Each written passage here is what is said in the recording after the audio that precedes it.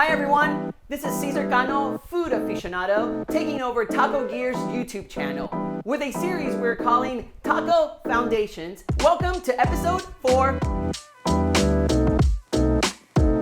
In other episodes, I showed you how to make 3 different types of tortillas, nixtamal, maseca, and flour.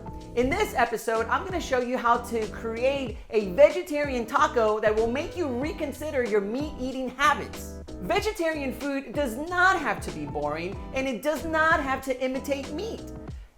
Nature provides us with a bounty of vegetables, fruits, seeds, all these other meat alternatives where we can create dynamic flavor combinations that will impress all of your guests. Today's taco will use the flour tortilla as the foundation.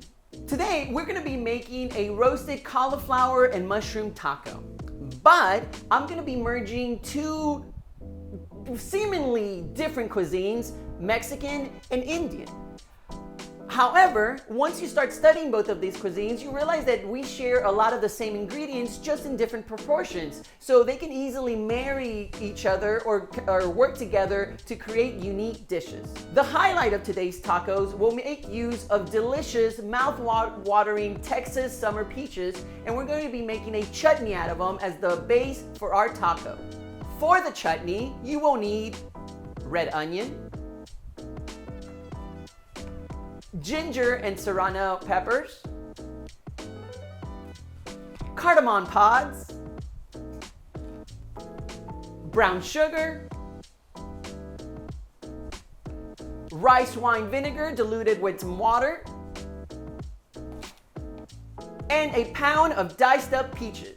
Remember, you can find all the quantities for all the ingredients and step-by-step instructions on my website, dakesan.com. To complement the peach chutney, we're gonna have roasted king oyster mushrooms and cauliflower. I cut these, toss them with oil, salt and pepper, and I'm gonna roast them in a 450 degree oven for 15 minutes.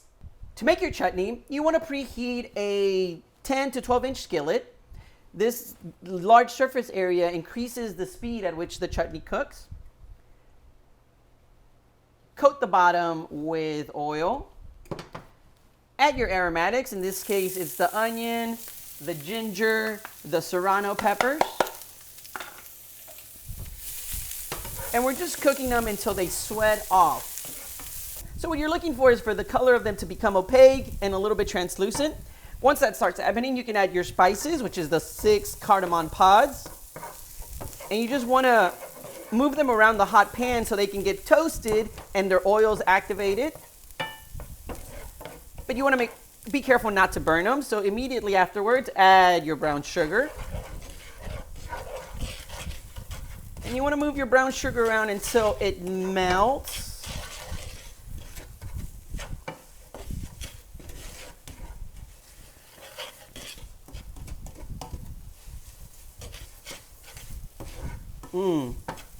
Now we're getting some good smells. There's this contrast of spice and sweetness.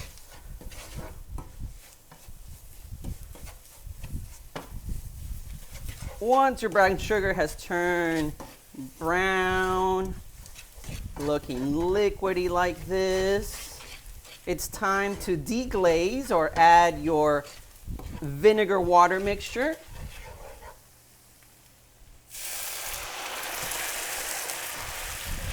Stir to dissolve all your ingredients evenly.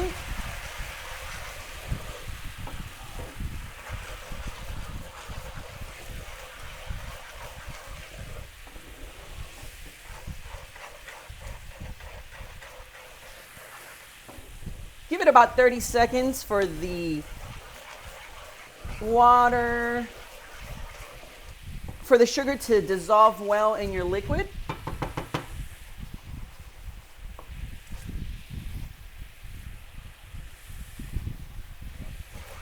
And then at this point, you want to add your diced up peaches.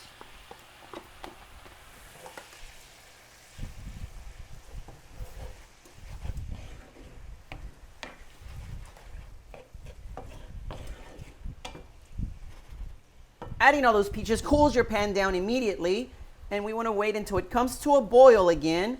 We'll reduce to a simmer, and then it's a set it and forget it kind of recipe. We're gonna cook this down until it's a jam consistency. And you only have to come and stir it every 2 or 3 minutes. In the meantime, you can be working on the other components of the recipe. So I see that it's come to a boil again after adding my peaches. I'm gonna cut my heat down so it's just at a lazy simmer. And every 2 or 3 minutes, I'll come and stir it to make sure that it doesn't stick. And I'm waiting for the peaches to break down, for all the liquid to mostly evaporate, and we'll get that jam consistency that we're looking for. Okay, so here we have the finished product. Do 10 minutes of stirring and, check it from time to time. But what I'm looking for is jam consistency. All of the liquid is gone. The peaches have broken down, but you can still see the individual pieces of peaches. And this is a good way to test it. The most important part at this point when your chutney is done is to remove all those cardamom pods, because if not, you forget about one of them and your guests bite into it, you could be facing some dental work you got to pay for them. So here we are. Remember how many you threw in there at the beginning, so you know you get the right amount out. And then adjust your seasoning with salt, taste, and then you can hold. You can hold in the refrigerator for 2 to 3 weeks. It's a great little jam. I'm using it for the taco, but it also goes well on toast. Okay, chutney's done, mushrooms and cauliflower out of the oven, and now it's time to put together our filling. So in a 10-inch saute pan, start off with some oil as always, enough to coat the bottom. And we're going to add a tablespoon of red onions, 1 garlic clove, thinly sliced. And just like we did for the chutney, we want just to sweat these aromatics for them to release their aroma, their flavor, but we don't want to get any color on them. So about 30 seconds, 45 seconds. In the meantime, I want to show you what the mushrooms and cauliflower look like. So see how they have some char on them, nice roasted, tender. And we can go ahead and add that to the mix now. Toss it around.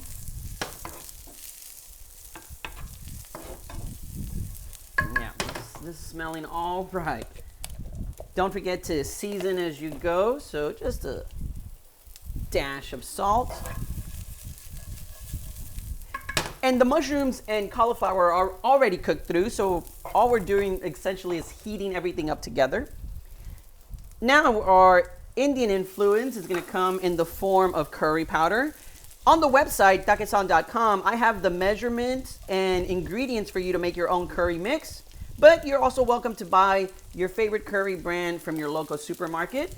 So melt a tablespoon of butter, add half a tablespoon of curry powder, and then toss to incorporate. Oh yeah, turmeric for sure.